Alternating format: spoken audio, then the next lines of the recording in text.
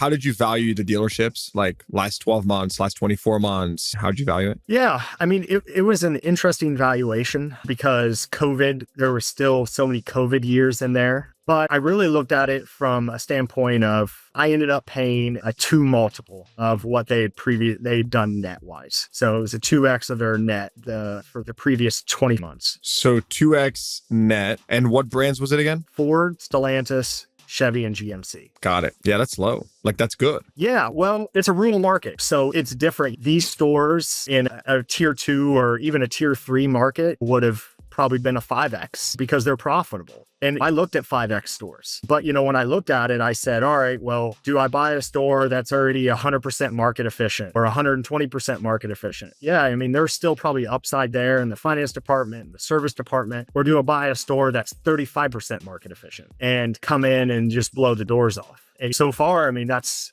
my Ford, and I know this is going to sound crazy, but Stellantis so far has been my number 1 volume new car brand. So last month, we were 3rd in the entire region, and I don't have enough Stellantis inventory. Like, I'm probably in a position that every Stellantis dealer would love right now. I only have like 30 cars on Grand, but I'm only on a 90-day turn on my new car inventory. But what's driving that? Are you just discounting them very heavily? Like, how profitable is your Stellantis store right now? That it's my Ford Stellantis because we're a dual point. So Iowa's unique. We're dual franchises. That's my most profitable store thus far. And a lot of that comes from the finance department. So that's kind of my background is finance. So that's what I like. Typically, the thing that I look at to decide whether a store has dramatic upside is the first thing I do is I turn to their finance page on their statements. And when I turn to it and I say, oh, great, they're running $400 per copy, I start to get excited because even if you don't add one car in volume and you go in and you go just to the NADA average per copy, all of a sudden your store triples their net. And so that we found great success so far with our finance team. I partnered with JM&A for my reinsurance. So that's been one of the biggest success points. And then our fixed operations, of course, because as you sell more used cars, your internal department it's your best customer. So that's where I found our biggest success so far. But yeah, we're heavily discounting. Crazy enough, so these stores previously, they didn't discount off of MSRP. So this, even pre-COVID and after COVID, when last 24 months, especially in the domestic world, as their inventory started to increase, everybody around them was discounting. These stores in this market, even still to this day, I have competing stores within 20 miles of me that are still pricing their cars at MSRP. It blows my mind. There's a lot of inefficiency. Yeah. Oh, no question. A lot of the third generations that still are running the business, and they're like, well, that's how we've always done it. Did you have an issue getting approved by the franchises as a first-time owner? Quick context for the audience that don't know, right? You buy a franchise dealership. Part of that process is getting approved by Ford, getting approved by GM to be the dealer, right? They have a brand to uphold, and of course, they want reputable operators or operators with experience. Now, you obviously have been a GM for a very long time, but I'm just curious, as a first-time owner acquiring multiple stores at once, was that an issue from getting approved by the automakers? So ultimately, I was approved. Iowa is an interesting state.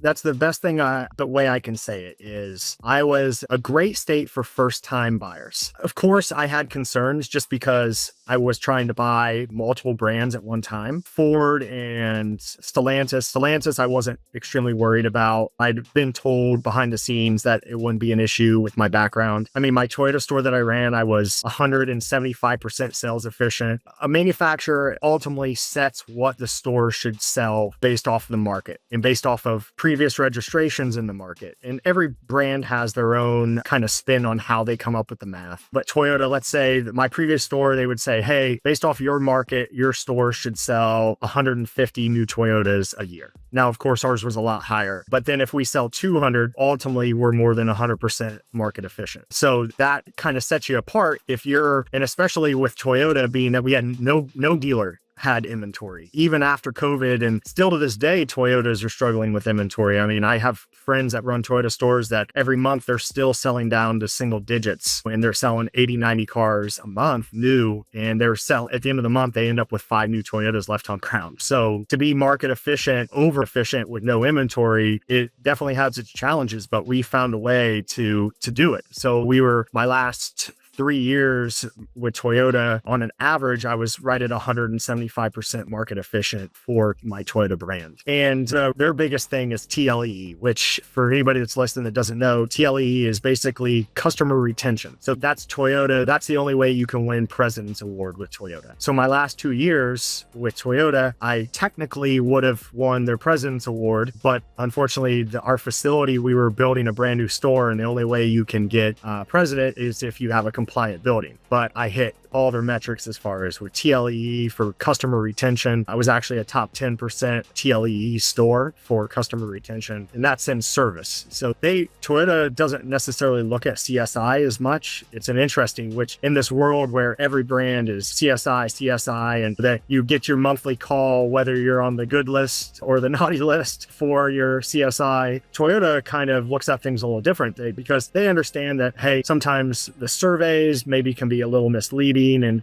confuse a customer. Sometimes I've been with brands where they ask the same question twice. They word the second question in a different way to almost trick them. It's like, are you sure you had a great experience? Well, maybe I didn't. So even with that, it looks at it and says, okay, well, if they gave you a 4 out of 5 when they bought a car, over the next 2 years, they service their vehicle with you 4 more times, they probably are a pretty loyal customer. So they say, as long as they keep servicing with you, you must be doing something right, because there are other choices for them to go service their vehicle. And in some situations, they can go get an oil change for less expensive at a non-franchise dealer. But there is something about getting your oil changed at a Ford dealership and you're driving a Ford. So there was concerns in my mind. I fought through to get the financing done. And then you have that fear of getting approved by the manufacturer. It's like, well, the bank said yes to me. Now are the manufacturers going to say yes to me? Ultimately, some small bumps along the way, but ultimately we were able to get across the finish line.